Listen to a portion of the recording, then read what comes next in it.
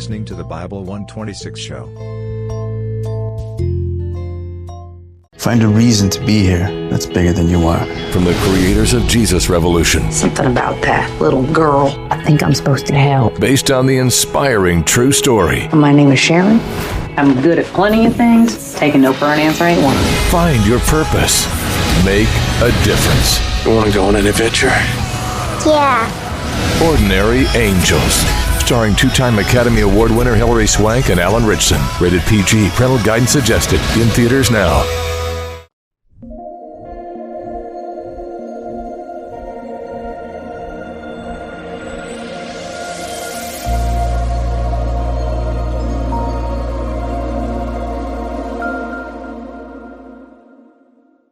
Hey guys, welcome to Capturing Christianity. I am Cameron Bertuzzi, and I am here today with Dr. Cy Garte. Welcome to the show. You've been on the channel before, but I have. Yeah, so here you're today with us in person, and I'm Right. so excited to meet you. Wish I could see your wife, but I'm sure that she's here. She's here in spirit, isn't she? I miss her too. Yeah. Yeah. Well, so today we're talking about your journey from atheism all the way to Christianity, Right. and there's a whole lot that's happened in between. You know, back when you were an atheist and now that you're a Christian. We'll talk about all the steps that kind of led there, some of the science that because your background is in, what is it, biochemistry. And so your background as a scientist, but that's actually what led you to embrace God's existence and then eventually to become a Christian. Right. So let's start at the very beginning. Tell me about your upbringing. I know we've talked about this on the channel before, but let's kind of go through it a little bit more in some more detail. Sure. Well, yeah, I won't go into too much because, as you said, we have covered it, and it's in my book, so people can find it. But I grew up in a family 3 generations of atheists. They were not only atheists; they were very left wing. My parents were members of the American Communist Party in the 1930s, which is rare, and so. Their atheism was very strong, very militant, and that's what I grew up with. I assumed that there could not be any such thing as God, or it's not possible for there to be a God. Totally materialistic. My father was a chemist, scientist, so that was the worldview I grew up in. And also the same worldview I had when I went to college, where I started studying chemistry. Chip off the old block. And, when you're a chemistry major, you also have to learn some physics. So I was learning things about quantum mechanics and things in physics that seemed a little strange to me, but I didn't really worry about it too much. And then eventually I decided I really wanted to study life. And rather than be a biologist, I wanted to study the chemistry of life. So I went into biochemistry, where I got my PhD. And what happened was that even in college, as a young man, I began to feel there was something missing in my life, and I later realized it was some sense of spirituality, which I think is very important for all people. But I found that, whatever that you want to call that, in science at first. I was thinking, well, the science is great because it gives you a real sense of purpose, a real sense of doing something good in the world, and it's true, so it's great. But there was one catch, which was that what I was learning in science didn't jive with the materialistic worldview. And I couldn't have said it that way. I just felt it. For example, in graduate school, I learned about the process by which proteins are made in cells. And that's a very complex process that involves a tremendous amount of biomolecules interacting with each other, and the complexity is just incredible. And I remember feeling like a chill going down my spine. It was like, this is amazing. How did this get here? And it was something that I couldn't answer. Later, of course, like most biologists, I just came up with the answer, which is evolution. Evolution does everything. But when at that time, I kind of left things as it was and as they were, and I just started wondering about really whether science was really the only way to find any truth. And I pretty soon I rejected that, as many people have. I was not yet ready to believe in God, and that took a lot of other steps. It required me to kind of break down my resistance to the idea, which I was born with. And it's kind of hard to, reject all of that. But eventually I did. And then... were there any external factors that were helping to open you up yes, to God? Absolutely. I was brought to a church by a friend. And this was still when you were an atheist? Oh, yeah. And I was, maybe by then I was a little agnostic. Okay. I wasn't really sure. So you got to the point of agnostic all on your own? That was all on my own, and that was due to the science I was learning. Because the science I was learning did not support a strict atheism. It did not support strict materialism. Okay.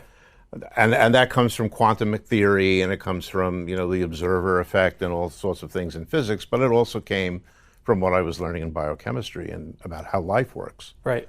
It just seemed that saying evolution explains everything in life was too glib. It was too easy. It didn't seem to me to be enough. That's interesting because I've heard a lot of scientists, even like Peter Atkins, will say that God is like a lazy explanation. And you're saying that evolution is kind of like a lazy explanation. Well, at that time, I would have said God was a lazy explanation too. I had no idea what the explanation was. I didn't really know what God was. I didn't understand very much about God. But I think evolution can explain a lot. Mm-hmm. But there are some key things that it cannot explain, and that includes the origin of life. And that's not my view. Darwin said the same thing. Richard Dawkins has said the same thing. Yeah. The process of evolution that we call Darwinian evolution or biological evolution doesn't deal with the origin of life at all. So, and I'll get into that a little more, I think. But the external factors that helped me were, as I said, going to a church for the first time and seeing something that I absolutely didn't expect. I thought that when you walked into a church, the first thing that would happen is the priest or the pastor would start yelling at you, telling you that you're sinful and, you're going to go to hell. Where did you get that impression from? Well, that's the impression I got growing up, that... From who, though? Who did... Well, maybe it was a different time, but... It was a different time, but it was also... By the way, it's not over yet. I mean, you'll still find atheists talking about, the horrors of Christianity and how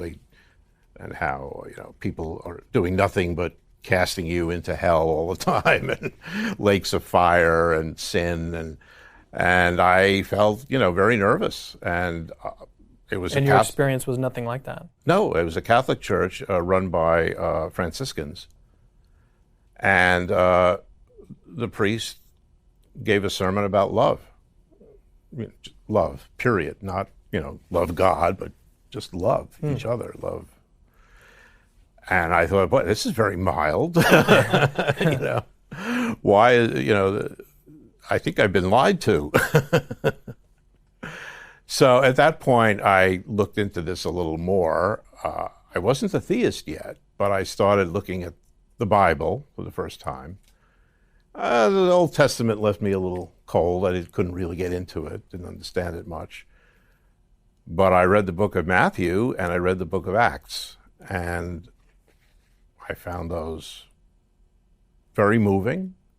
The book of Acts struck me as actual history. I was sure that this was not something anyone made up. It just didn't fit. So that got me thinking, and then I learned more and more. And as I talk about in my book, I'm not going to go into detail now, I had several experiences, including some dreams and a waking experience that I had to attribute to the Holy Spirit. And at that point, after many years, by the way, I'm compressing 2 decades into this discussion. But at that point, I realized that Christianity is true, and Christ was real, and he lived and died and rose. And I became a Christian. Yeah, I want to focus in on one part of your story, but I also want to make a kind of general comment about So sometimes I see atheists say like, okay, now it's just like this one, that is the reason why he became a Christian, and that usually they pinpoint some like bad thing that happened, or this is a bad reason to become a Christian or whatever. Right. But in your case, and I think in a lot of cases, probably the vast majority of cases, that it's a multiplicity of different things that all together, built up and built up over many years. You said you're compressing in a story into 5 minutes something that happened to you over the course of 20 years. Right. And so obviously you're leaving things out, and you can't actually get the sense of like all of these things building up and leading to this huge paradigm shift in your thinking and your worldview. Yeah. But that's just the point that I wanted to make, is that there's a whole lot of things going on in your story. Yeah. And they all work together. Like it started out, from atheism to agnosticism, based purely on the science.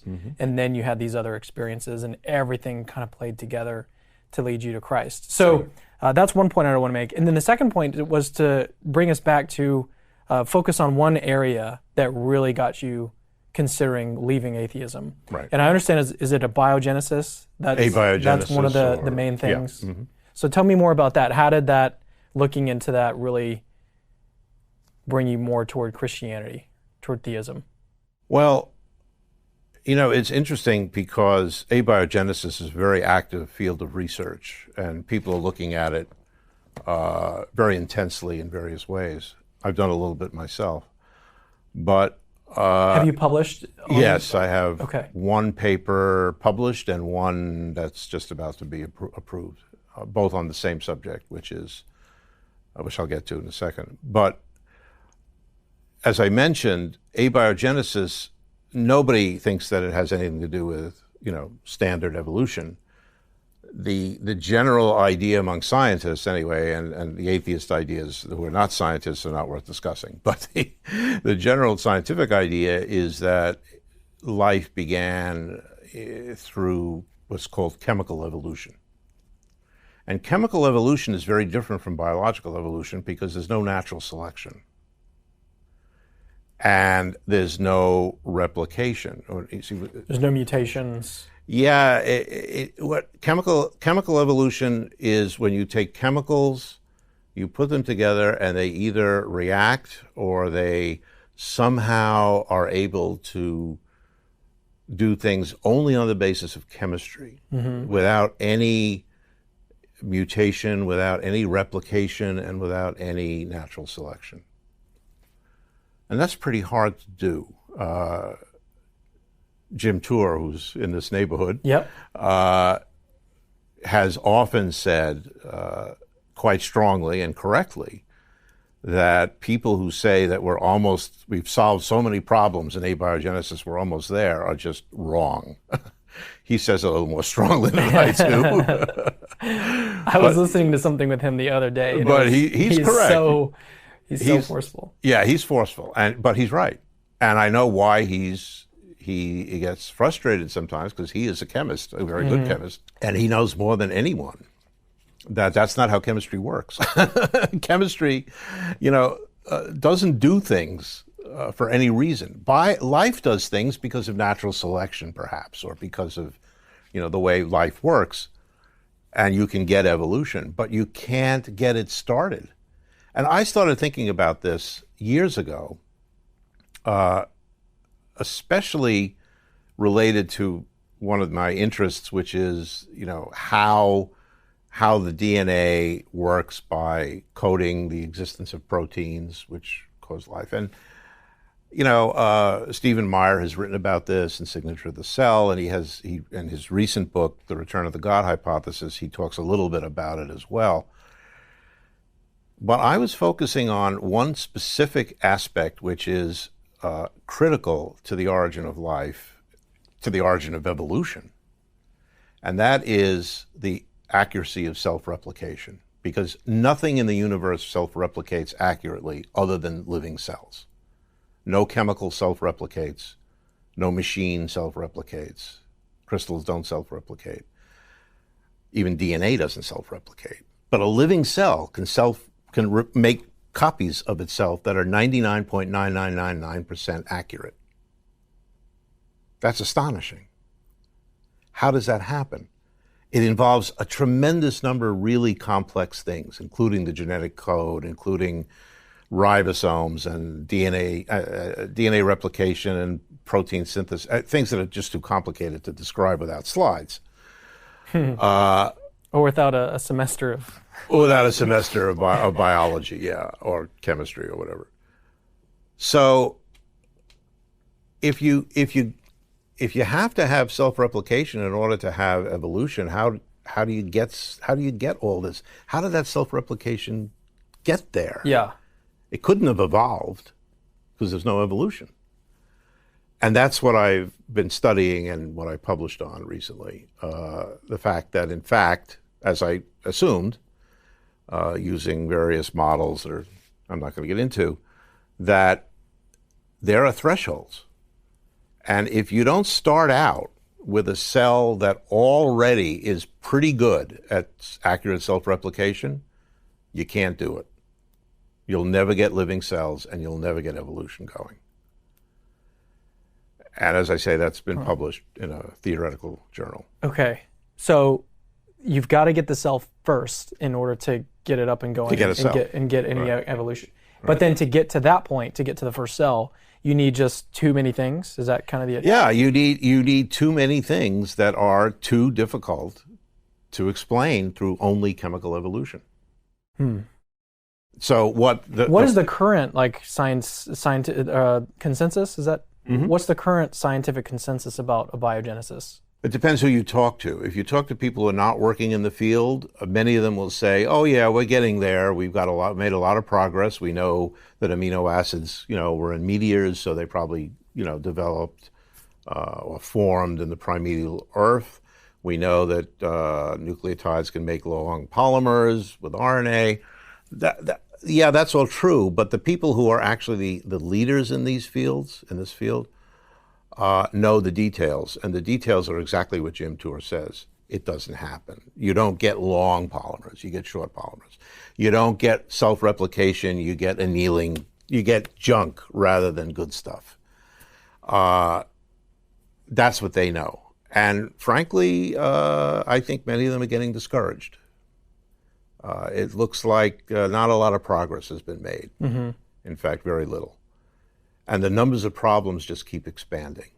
So the alternative that you arrived at was what? Well, so I didn't know what I thought there's something missing, and this was how this affected my journey to faith was that it helped break down this absolute certainty that everything is explainable by materialistic science. Okay. But I didn't know what the answer was. Right. Once I became a believer and I started thinking, well, God is the creator of the universe, but I also said, not just the universe, he's also the creator of life and the creator of human beings, all of which are not explainable by any other means. So, but how? See, that's my question, because knowing that God did something to me is not enough. I want to know a little more details.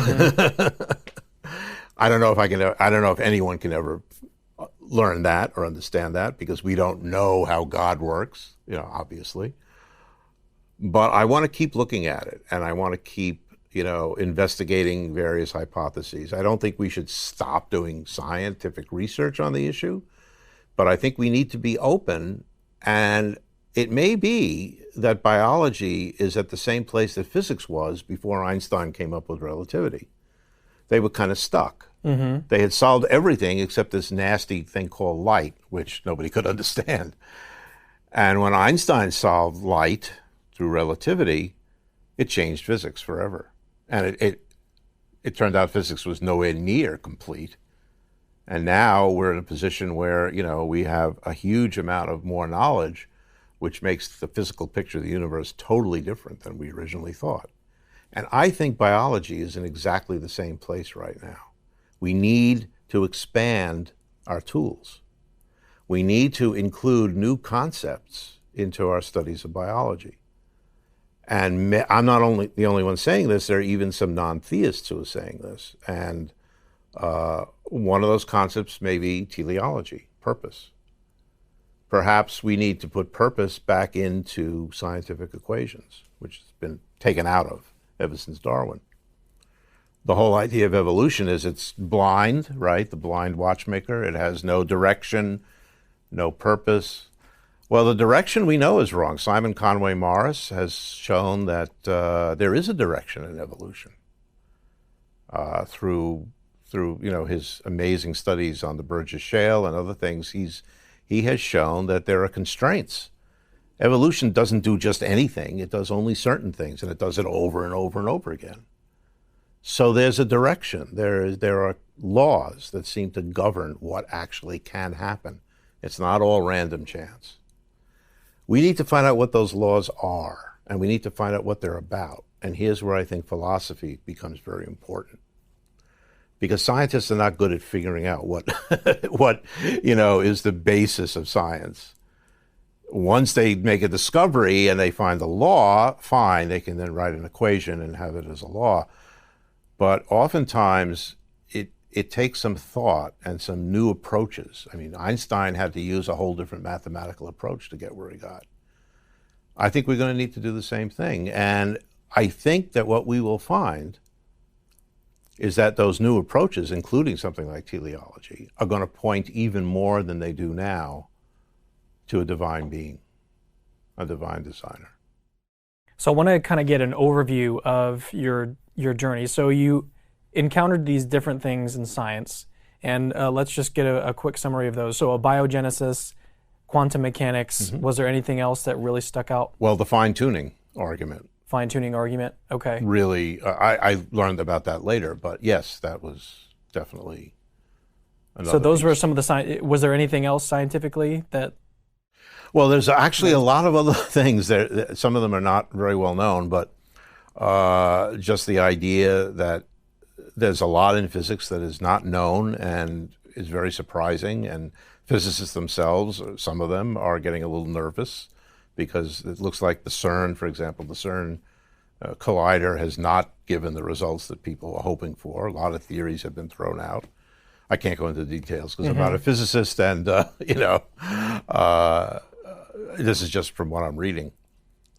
So, and there are other parts of biology that are incredibly suggestive of something way beyond anything we can understand, including consciousness, including human behavior. I mean, the idea that evolution, Darwinian evolution by natural selection, explains why we have morality, or explains why we're creative, or we love music. That's just nonsense. That's not even scientific. Those are stories, okay? So what makes us human? What does it mean to be in the image of God? Well, we have a sense, right? Everybody has a sense that human beings are not just animals who are smart. Some people deny that, and I have never, even as an atheist, I never went along with that view. I always knew that human beings were somehow special, very special. I didn't know why, I didn't know where it came from, but now I think I do. So then that was kind of a summary of the science that kind of led you toward theism. But then what was like, I know you mentioned like there were several different experiences that you had at church and dreams and everything. What was one that really stuck out to you that really contributed to your eventual accepting Christianity as true? Well, I can tell you about one of the dreams, which there were two main ones that I believe involved intercession from the Spirit. Were you, at this time, like really investigating? Okay. Were you reading scripture a lot? Were you praying at all? The first one, I wasn't even thinking about Christianity or belief. I was an agnostic. I didn't know what was going on. Okay. And I didn't understand the dream at all when I had it. And it was a very frightening dream because I don't like heights. And I was hanging from the edge of a cliff, terrified. I didn't know what to do. And I couldn't climb up. I was holding on with my hands. And I screamed out, "Help, help." I didn't know who I was calling to. I just said, "Help, help." And I heard a voice say, "Just let go." And I said, What? I fall down. And the voice said, "Just let go." So I finally said, well, okay. So I let go. And the moment I let go, the entire landscape turned 90 degrees. And instead of hanging from a cliff, I was lying on the ground. And there was a man whose voice I had heard standing there. That was the man who said, "Just let go." I woke up and I was like, whoa, what was that? I didn't know what he meant by "just let go." I didn't know who it was. And then eventually, of course, I found out that, of course, the man was Jesus Christ, and what I had to let go of was all the baggage that was in my life that was preventing me, absolutely blocking me from even considering the idea of a God. And eventually I did let go of all of that. Wow, that's crazy. Was there another one? You mentioned... The other one was later, later, and the other one was I was already thinking about maybe believing in something. I don't remember exactly where I was, but what I do know is I had never been to a church yet, other than that one Catholic church. I might have been there already, but I had never. What were they wearing? The Franciscans? Were they like brown robes? Yeah. Yeah. That freaked me out a little bit. Wasn't that cool though? It was kind of cool. It was cool. They were very cool people. They were really nice. The little rope. Yeah, little rope. Yeah, I thought that was weird. Did they like shave their heads? I don't remember that. They might have. Yeah, I don't remember. Catholics, man, Catholics. Yeah, well. So that's another story. Yeah. So tell me about the experience. So I had not yet read the gospel. That's definite. So I had a dream that I was walking around a garden trying to get in, a walled garden.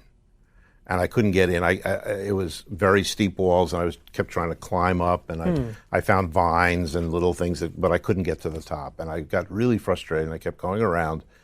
And then I saw a man, and he said, "What's the matter with you?" And I said, I want to get in, and I can't climb over. He said, "Well, then use the door. There it is."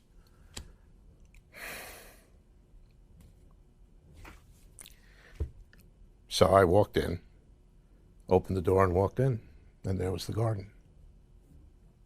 And later, when I was in church, I think the first time I went to the church I'm now a member of, there was a picture of Jesus knocking on the door. But I had never heard that knock on the door, and if you knock, it will be open for you. That was, I had yet to read that, but I dreamed it. So that had a big effect on me, as you can see. Yeah, I'm like about to start tearing up myself. Yeah, I mean, I don't think there's a whole lot more for us to cover in this short interview, but is there anything that you'd like to leave with the audience before we close it out? Yeah, I think I have one main message. I think I was called, as so many of us are called, to give one message to people who are questioning their faith, especially if they're questioning it because of science. And that's the reason I wrote my book. It's the reason I'm writing, articles. Science and Christian faith are absolutely not in conflict. I understand that people growing up in faith occasionally will lose it for various reasons. But one of those reasons should never be science, okay? Because science is not anti-Christian. Science is not atheistic. Christianity was instrumental in the foundation of science, in the beginning of science. All the original scientists were Christians, and that remains. There's still many, many scientists who are Christians, despite the current atmosphere, which is somewhat hostile to Christianity. But my prediction is, what I see now happening is that atheists are beginning to deny the reality of science. You find atheists saying, no, the universe didn't have a beginning, it's been there forever. No.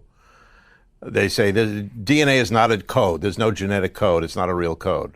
Wrong. And the reason, these are not scientists necessarily, but they're atheists who think they are seeing this from various people. And the reason they're attacking scientific facts, because they are, is because the scientific facts are pointing more and more to what they don't want to accept, which is that this world has a creator. And everything we see is part of the creation, including ourselves. So if you are being told that you have to choose between science and your Christian faith, reject that. Whoever told you that is wrong. It's not true. What's true is Christianity.